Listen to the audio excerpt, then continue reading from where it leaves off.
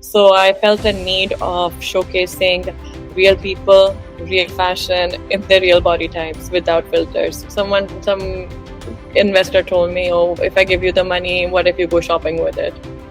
But my tip would be even when you're creating, create something consciously. Be mindful with yourself and with your team. Burnout doesn't have to be just because you are burning out, but also your team members. It's as important as you are for a company. To grow a company doesn't all have to be about numbers.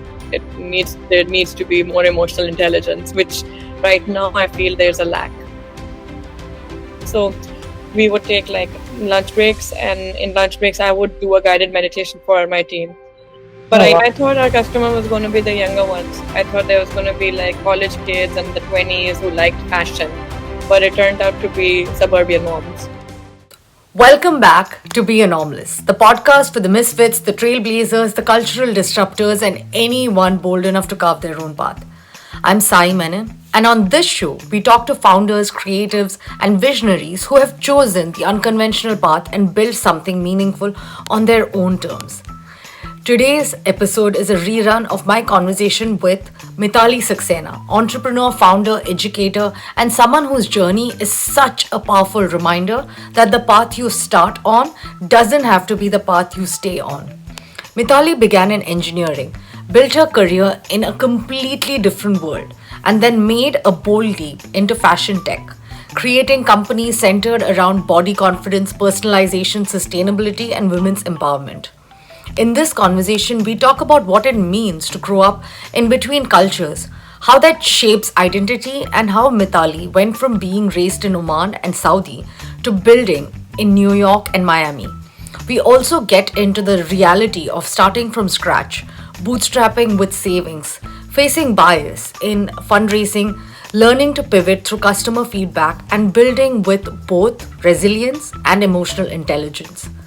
What I love about this episode is that it's not just about fashion or startups. It's about trusting your instincts, evolving when the market tells you to evolve, and refusing to lose yourself while building something ambitious. So, whether you're in a season of reinvention, building something from ground up, or trying to define success on your own terms, this episode is for you. Don't miss out. And Mitali is a force of nature. So, let's get into it.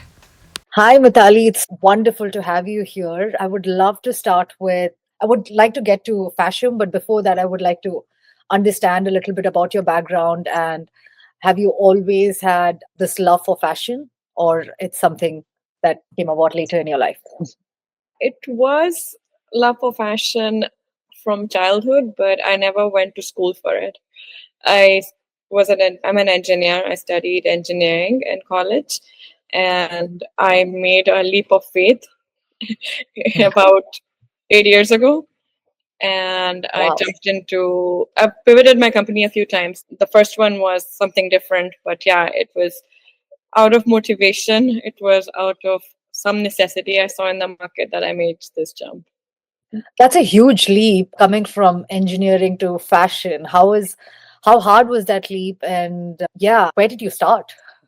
It started in New York. So I used to live in New York. I'm in Miami now, but I used to live in New York, and I felt that everything in fashion was following a particular trend, like of looking a certain way. The aesthetics were a particular way. There was a lot of filters that were used. Instagram had just picked up. They introduced a lot of filters into fashion blogging. So I felt a need of showcasing real people, real fashion in their real body types without filters. So that was my first company. There was an app which would showcase everyday people, what they wore, and they could be from all genres of life, any body shape. They didn't have to be size zero. They didn't have any filters on. That's very interesting. To go back, like, to your upbringing, did that kind of shape all of these thoughts that you have? Like, how was your upbringing and what was it like growing up? Oh, And where did you grow up? I grew up in the Middle East. Oh, wow. Oh, same. Me too. Oh, nice. Where? Oman? I was in Oman. Oh, wow. Yeah, This is so I grew up in interesting. Oman and Saudi. Like first half in Oman, second half in Saudi. Oh, I was in Muscat. Throughout my life, Same. I was in Muscat. Oh, wow. Nice. What school did you Was go to? small world. Indian school Muscat? Of course. That's it. Yeah, I Yeah. went to Darsit. I first was in ISM and then I went to Darsit. This is such a small world. I rarely find people who are from Muscat. Yeah, that's true. I haven't met any. Uh, Yeah, and I always say this that I connect with people who are born and raised outside of India because, like, I'm Indian and everyone who is from India, they don't really it's difficult to connect with them, whereas they always tag you as NRI. nice. Yeah, so yeah, small world. But yeah, so my upbringing, you would probably be able to relate. But Oman was actually more liberal, I would say, than Saudi. And Oh, my yeah. teenage years were in Saudi. So in that sense, no, I don't think my upbringing had anything to do with it. Maybe I did feel suppressed in Saudi because of the women's status back in the day. Maybe it stayed in my subconscious. I don't know. For people who don't know about like how suppressed it is in Saudi, can you like explain some of the Sure. things?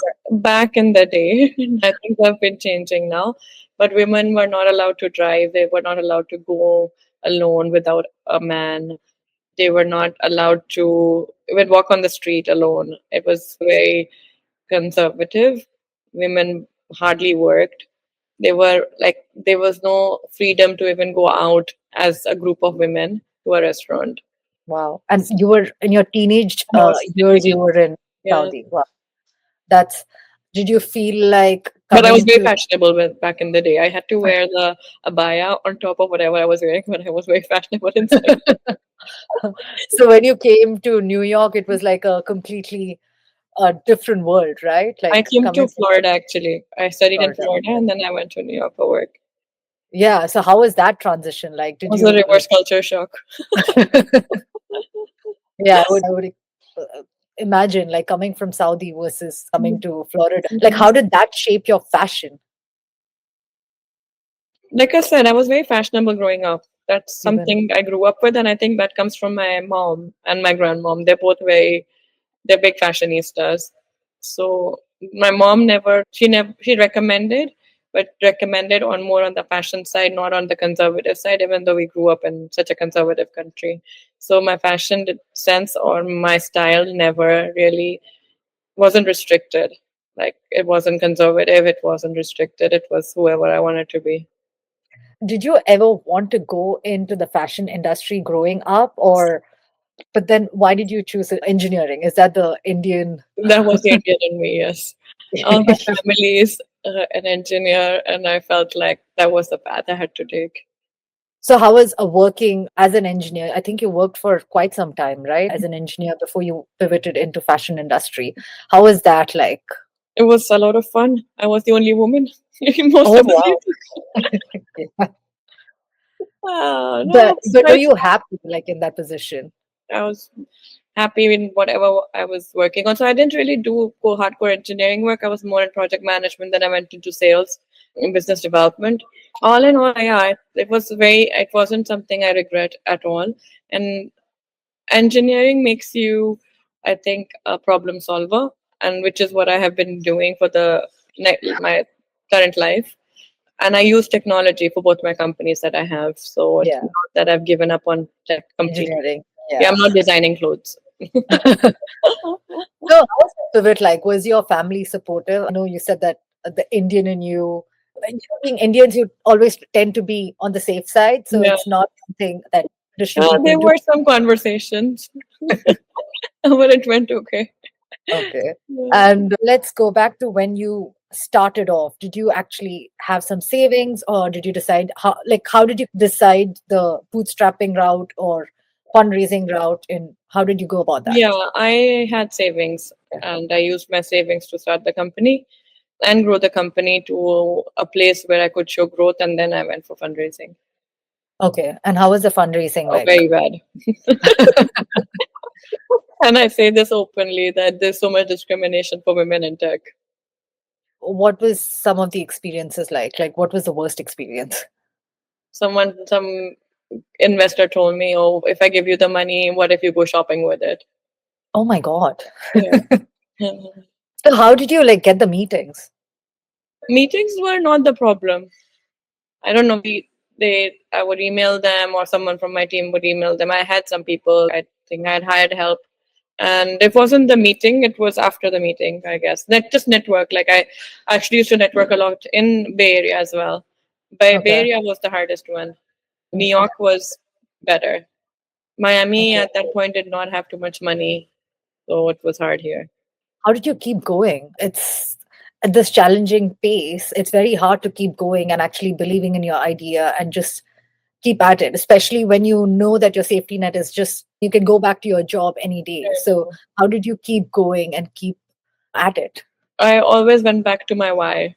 And that's what I tell everyone. So I actually right now teach as well. I don't know if you've seen that on my Yeah, yeah, I did. I profile. was going to. But whenever I teach, I say the same thing. Always know your why.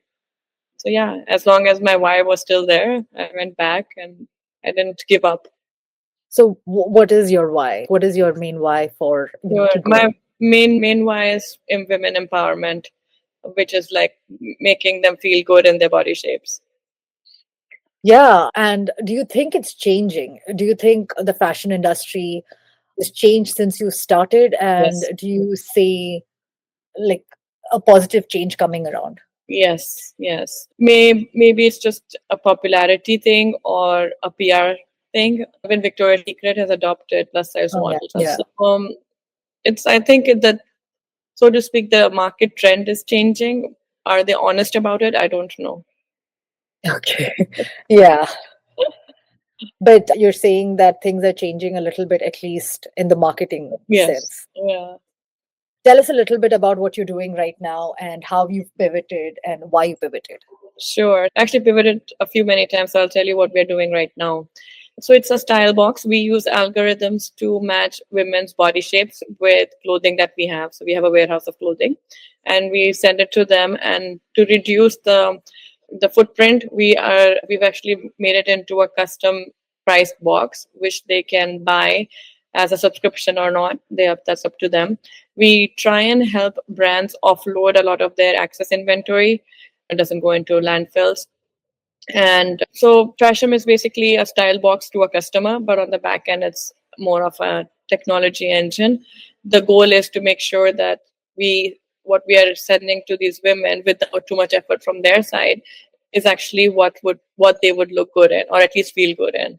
The technology portion obviously built over years. In the beginning, we didn't have enough data, and I created another company called X Fashion, which actually sells the product as technology to retailers. So it's like a Gen AI product. It's like a bot that would help you upsell. It would help you find products. It will help even with returns, like to figure out why people are returning. The main goal is obviously to reduce the rate of returns and increase your sales. That's amazing. How did you? I know you have tech background, but did you ever feel like you needed a co-founder? Do you have a like none No, of for that? my second company, yes, but not for the first one. No, I ideally would have liked one, but like I said, I think the engineer in me was always a problem solver. So Yeah. product was never my issue. Operations was my biggest challenge. I'll be Operation. honest. Yeah. Okay. So, what has been the biggest challenge? Operations for sure. It's very operation heavy when you have incoming and outgoing, maintaining that flow and making sure that don't run out of inventory or you don't buy excess inventory, how you do returns, how you make sure that you're not spending too much money into stocking, restocking, all that stuff. Like operations is, yeah, that's tough. That's like a Uh, beast in its own. do you have any instance where, like, an example where you can share where you learned a lot? I think my own mistakes when I started seeing too many returns coming back, and I'm like, okay, I'm losing money here. That's when I think the whole data thing also came into me. I'm like, okay, can we use data to figure out how to make these people return less? In terms of operations, was again, I didn't go into Oracle buying a software for handling operations. We developed it on our own. Okay. So I sat with the engineers and I was like, okay, this is the problem we're trying to solve. How can we make it much more smoother for any person who just walks in and who's a warehouse helper to know where things are, how to package them in the shortest possible time. So the way we worked was also, so we had multiple floors, so we made sure that a packaging slip would let them go in a certain area of the warehouse. Yeah. So it shortens the time. It makes you more efficient. Yeah. Wow. Yeah, I think one of the biggest myth for founders or like what people don't see is the amount of work that goes Oh yeah, for behind. sure. Oh, for sure. No one understands that. Only a founder would Yeah. understand. Yeah, it's and all the things that you don't know, I think till you do it, you just like learn it along the way. And you're like, you have two companies. And I know that you have a nonprofit. So how do you balance all this? My And nonprofit's completely on its own. It's an organization that provides. I'm not the only person. There's actually a team. There's schools in Swaziland in a village that we support about 1,500 kids to get food, and wow. we started building it like 12 years ago. But the goal was to make them sort of self-sustainable. So we started growing like perishable stuff like vegetables and stuff in their school premises.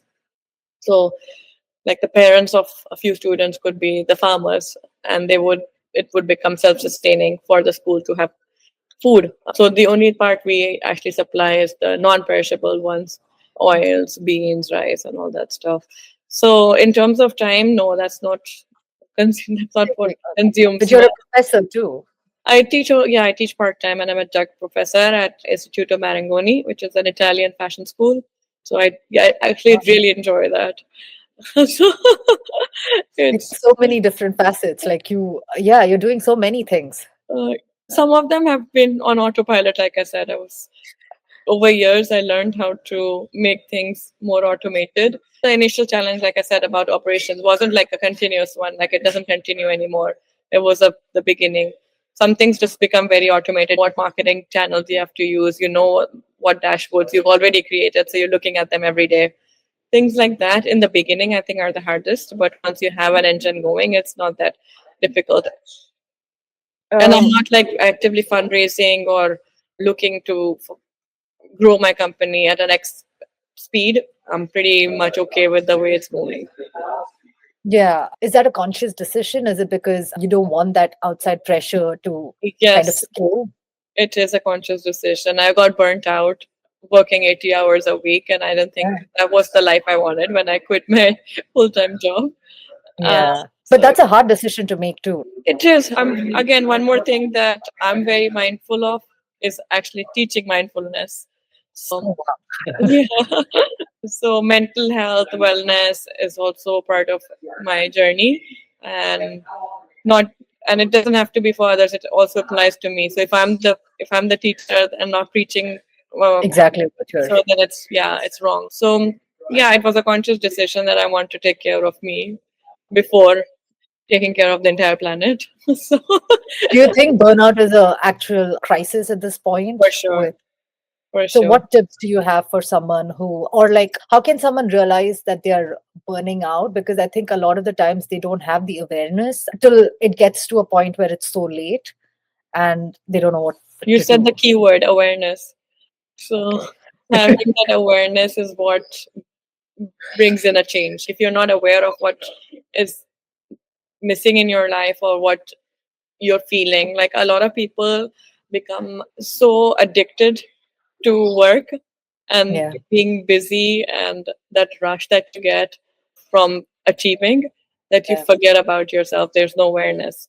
And then one day you'll realize, okay, I missed out whatever 5 7 years of my life and of whatever you wanted to do or whatever you wanted to be. In some point in life you will realize that. But my tip would be, when you're creating, create something consciously. Be mindful with yourself and with your team. Burnout doesn't have to be just because you are burning out, but also your team members. It's as important as you are for a company. To grow a company, it doesn't all have to be about numbers.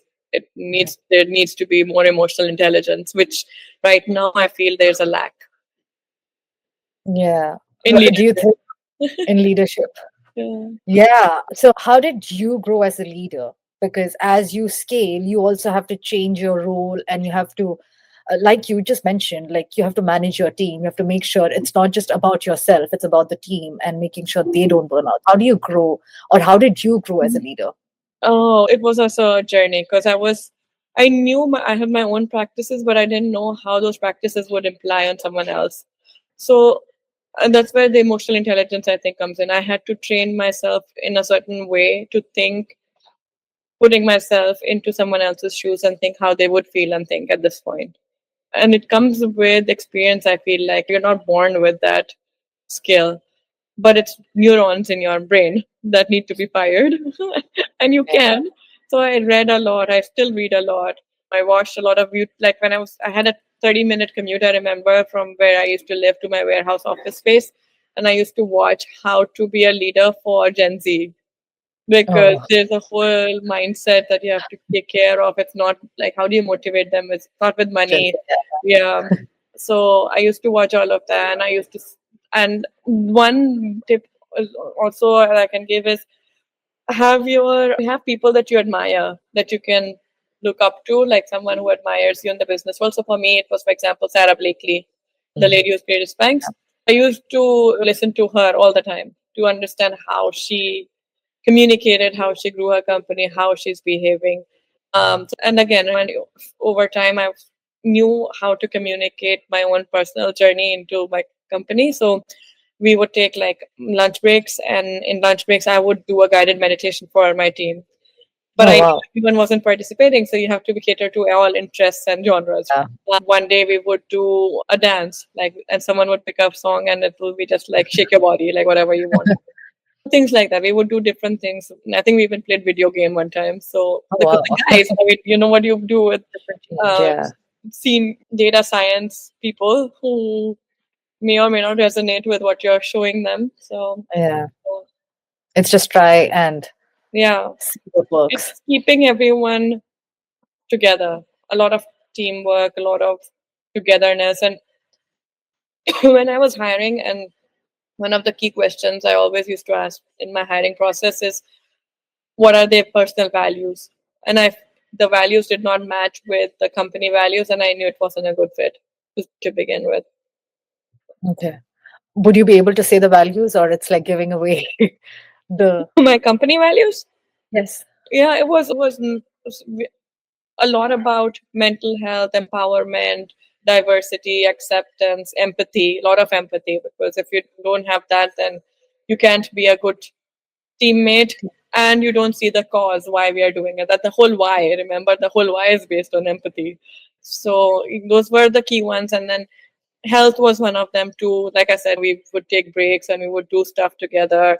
I wanted to make sure everyone's eating healthy, and we didn't order pizzas, for example, in the office. That wasn't our That's the jam. culture. Yeah. The startup culture in between. Yeah. Yeah.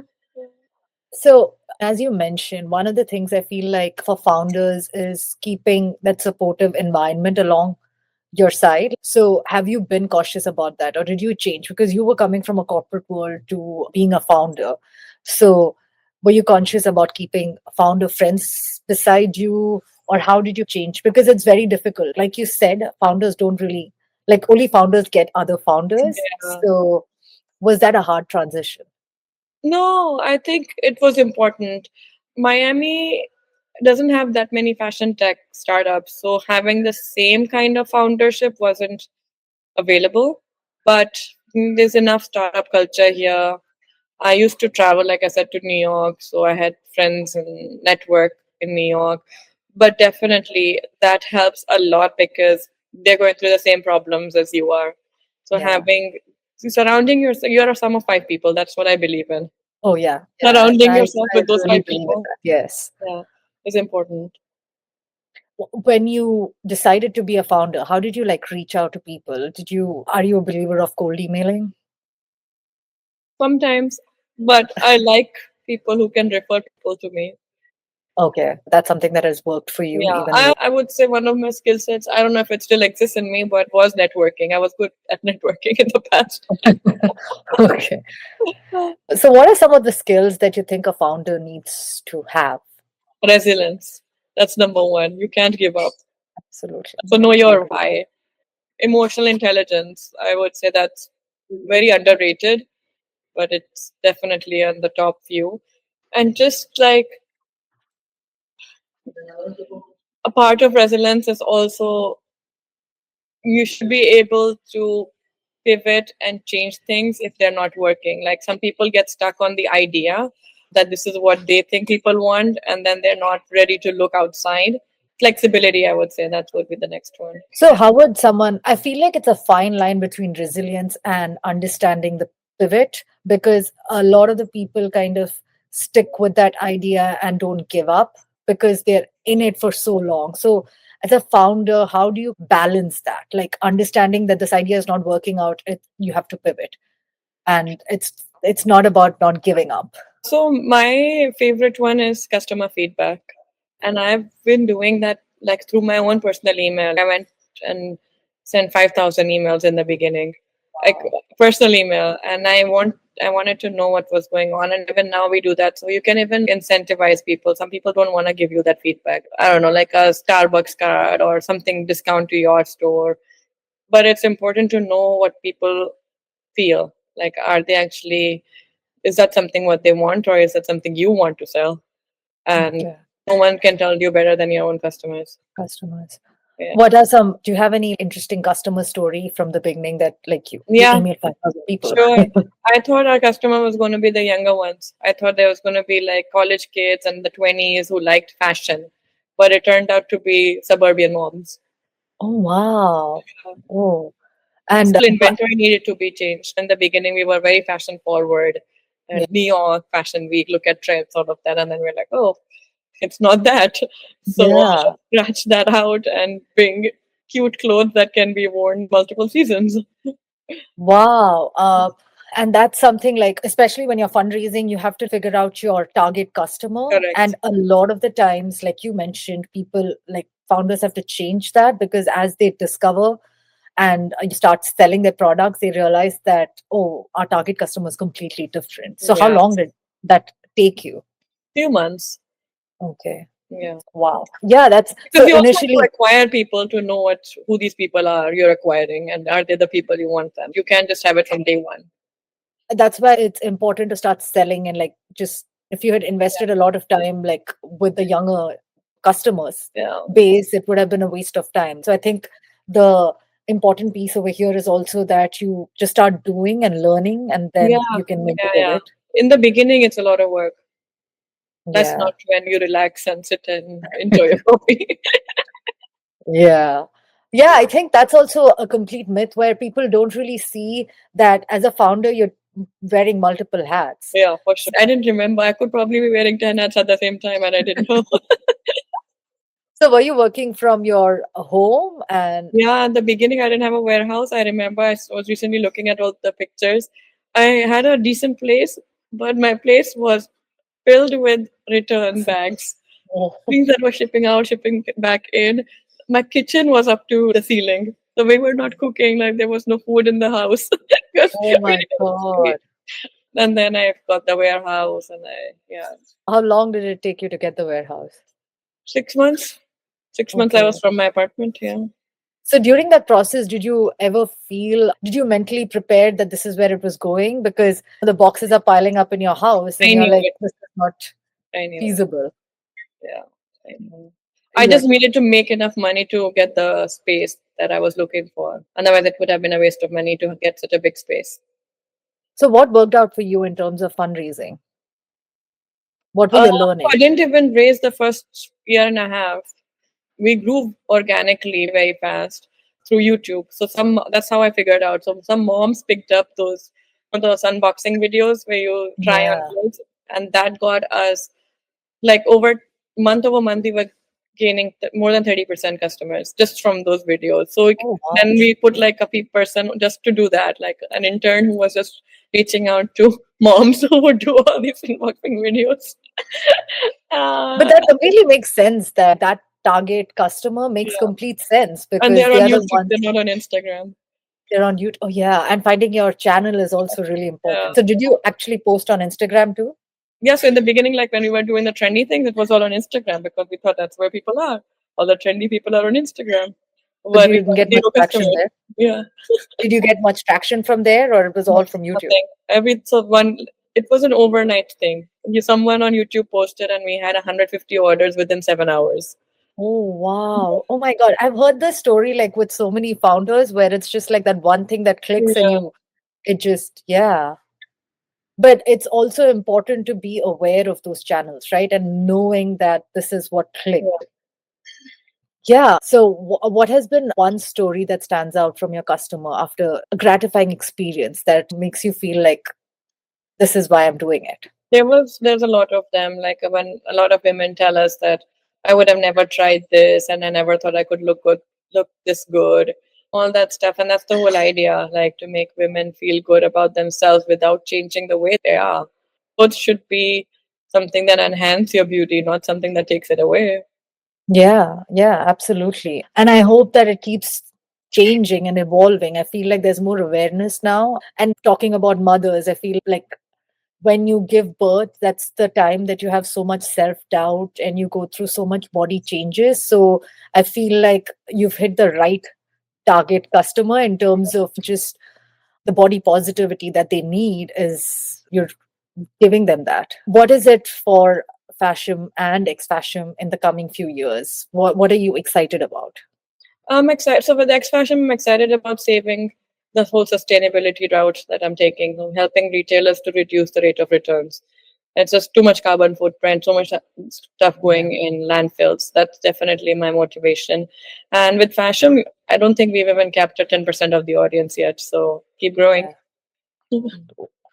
Nice. Before you go, I want to ask you one book and one quote or both that has changed your life and you highly recommend for people. Sure. The book is called The Power of Now by Eckhart Tolle. I love that book. I don't know if there's a particular quote in there, but he does talk about your world is the reflection of your state of consciousness. Oh, yeah. That's what I would say is my favorite quote. Thank you so much, Mitali. It was so Well, wonderful chatting with you. And yeah, I never knew that I would speak to someone from Oman. I know.